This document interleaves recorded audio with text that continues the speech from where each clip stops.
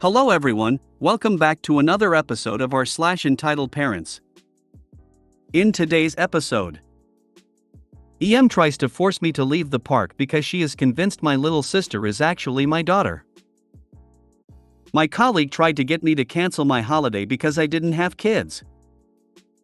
Rant, EM wants a service dog after treating me like crap for mine. Before we get started, make sure to subscribe so you will never miss a video.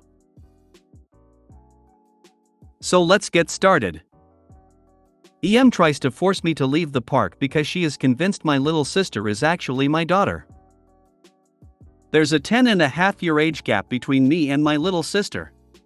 When I was a teen, I often used to take her to the local park to give my mom a break or give her time to get some housework done, etc. At the time this story happened, I was 15.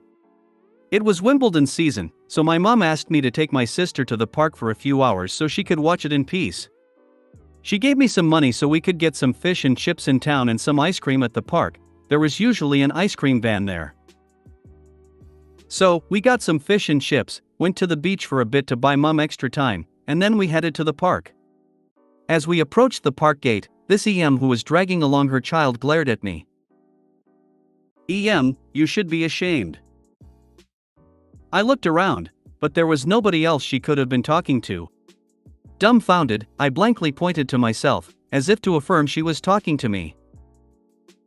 "EM, who got you knocked up? Or let me guess, you don't know?" I stared blankly at her for a minute. "Me, this is my little sister." EM rolled her eyes and leered at me. "EM, yeah, we had little sisters in my day too." I just said, "Okay, bye," and walked away because I was uncomfortable with conflict and just wanted out of that situation. "EM, don't you dare go into the park. You'll spread your filthy diseases all over the park. I don't want my son catching your diseases." I ignored her and rushed into the park. Surely, she'd leave me alone when I was surrounded by other kids and parents, right? Wrong. EM followed me around the park, demanding that I leave. The more I ignored her, the madder she got, and she kept repeating over and over, get out, you're not allowed here." At this point, a few parents noticed. One mom, let's call her FM, friend mom, who my mom and I often chatted with, immediately stood and rushed over just as EM grabbed my arm and yanked at me. "FM, why are you grabbing a child? Let her go. Who are you?" "EM, mind your business." "FM, let her go or I'm calling the police." EM let me go but turned her anger towards FM, shouting that she was just making the park safe for her child, and I shouldn't be here because I might spread some nasty disease all over the place. She never specified what disease. I'm guessing she meant an STI or something? More parents started coming over to see what was going on. Seeing she was outnumbered, EM eventually left, dragging her child behind her, screaming obscenities at us as she slinked away. FM gave us a lift home to make sure we were safe. When I told my mom what happened, she was furious. She packed us into the car and drove us around town to look for the woman, but we didn't spot her. Thankfully, I never saw the woman again. It's amazing what people will say to someone they don't know. Why is it her concern anyway? I know, right? If my sister had been my kid, I would have been 10 when she was born, which would make it more likely I was a victim of assault. But sure. The weirdest thing is, it's not like taking younger siblings out is new or unusual. Most of my friends had babysitting duty at some point or another. And people of older generations were often put in charge of the younger kids. So I have no idea why her brain went there. So she believes a 10-year-old not only consented to getting pregnant, and rather than offering support or at least emotional support to what she perceived as a young mother, she believed that harassment and assault was way better. So sickening. My colleague tried to get me to cancel my holiday because I didn't have kids. Many years ago, when I was in my early 20s, I used to work in a supermarket. Normally, I got along with all my colleagues and was always happy to do them favors, like swapping shifts, provided I was not doing anything. However, one colleague had a habit of seeing last-minute holiday deals and then booking them before she checked if she could have the time off. Then, if management told her too many people were off, she tried to bully other staff into canceling their holiday. Sadly, many buckled and gave in to her. This time around, myself and a manager had a week off in the same week she wanted. She knew she couldn't bully the manager, so while I was on break, she came up to me. Colleague, oh, hey, my name, you're on holiday in a few weeks, right? I nodded, knowing where this is going. Colleague, oh, well, I just booked this beautiful holiday in the Maldives. Beautiful resort. Great bargain. The kids are so excited. The trouble is, management said they can't give me the time off because you're off. Would you cancel your holiday? Me, no. Colleague, no? What do you mean, no? You're not going anywhere, you never go anywhere. What difference does it make if you take your holiday time another week? Me, I actually have plans. Colleague, yeah, probably sleeping. That's not plans. You are so selfish, after all the favors I have done for you. Me, you've never done me any favors. I've swapped several shifts for you over the years, including New Year's, because you said you wanted to spend time with your kids, but every time I asked to swap a shift with you, you always refuse. Colleague, well, you don't have kids. It doesn't matter when you take holiday. My kids are so excited about this holiday. You're going to upset them. And I've already paid my deposit, I'll lose it if I cancel now. Me, maybe you should have checked you could have the time off before you booked the holiday. Colleague, you are such a selfish. What are you doing that is so important that you won't give up your holiday time? Me, I'm going to my cousin's wedding. Colleague, what, for a whole week?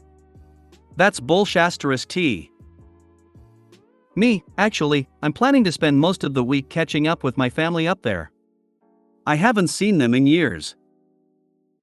Colleague, well, it's just a cousin. They're not important, and if you haven't seen them in years, that's your fault. You could see them anytime. I need that holiday week more than you. She continued to piss and moan, calling me selfish, demanding I cancel my holiday. She tried to guilt me into submission by reminding me her kids were so excited, how upset they would be if they couldn't go, how I was going to make them cry, and how they hadn't had a holiday like this in years, which was an utter lie. Having had enough of her, I got up and walked away, because if I didn't I was going to lose my temper. I immediately put in a complaint to HR and to the duty manager. The manager had a word with her and told her she can't make people cancel their holiday. She claimed she had just asked me nicely and I took it the wrong way, and the complaint went no further, though my colleague did at least stop bugging me. Fast forward several weeks. I returned to work after my holiday and found no trace of my colleague.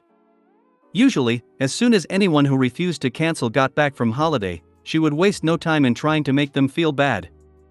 I soon learned that my colleague had been fired.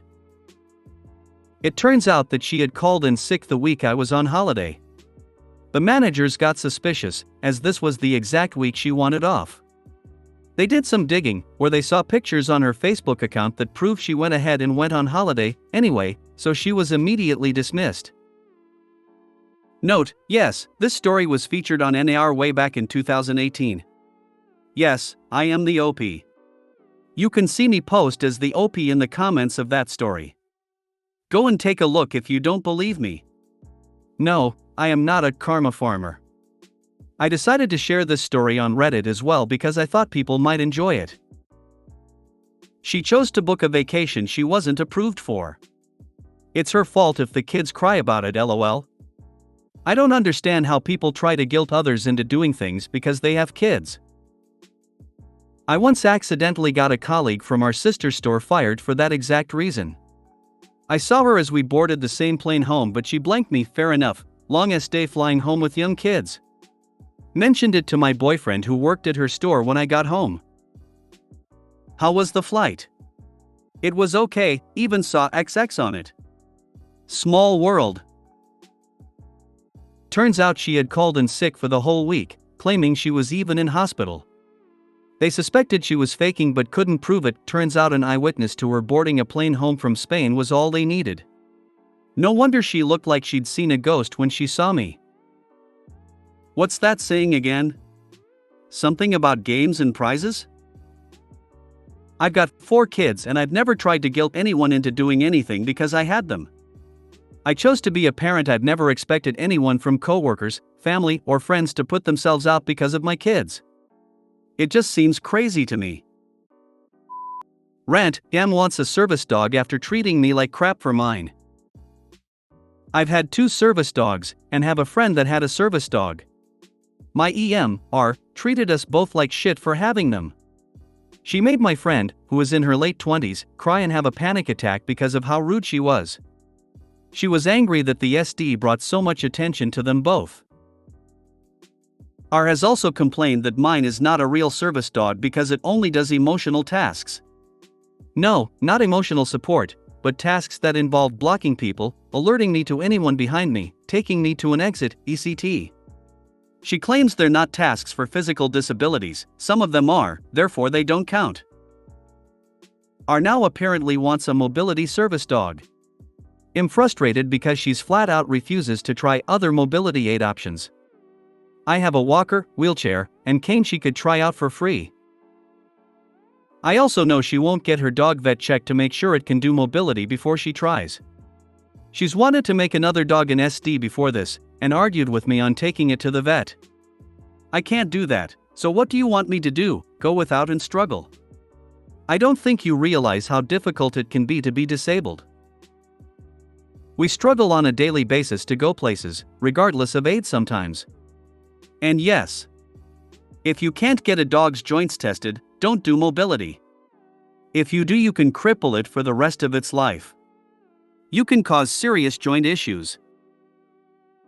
I also don't think she'd be capable of training a dog to be a service dog. She won't admit some of her own dogs are aggressive, leaves the one she wants to make into an SD out on a lead, has a history of being a bib, and wouldn't be able to tell if a dog is getting stressed or reactive. Quite frankly, she is horrible with animals. How do I combat this? ATM, I live with her. How can I politely disregard her anytime she tries to talk about her service dog?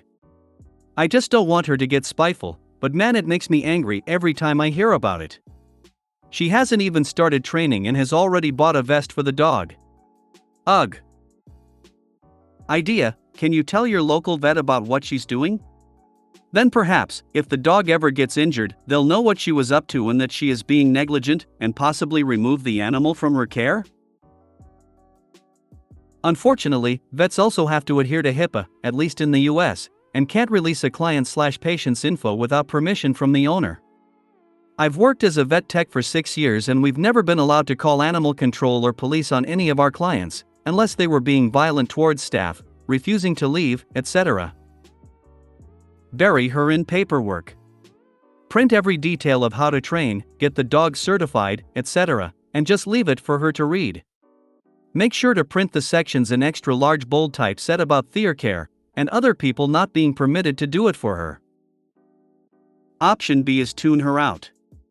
Pick whichever one is more peaceful for you.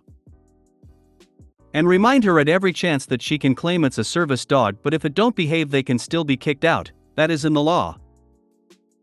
When she talks about it, don't respond to her and sing a song inside your head. Really concentrate on the lyrics. It's quite easy to block someone out when you're thinking, you know, I love you, I'll always be true, so please love me, do as hard as you can. If you made it to the end of the video, thanks for watching. Don't forget to like, subscribe and share, and we will see you in the next video.